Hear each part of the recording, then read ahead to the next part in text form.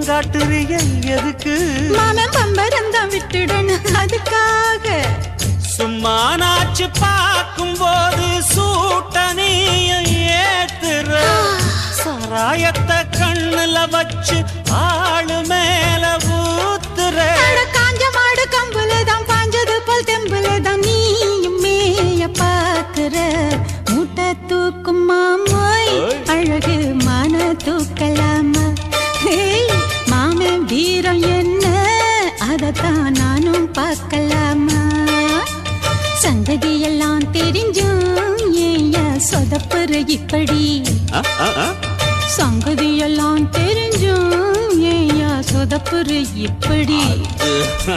சொர்க்க வாசல் கதவு உனக்கு கிட்டத்தானே இருக்கு.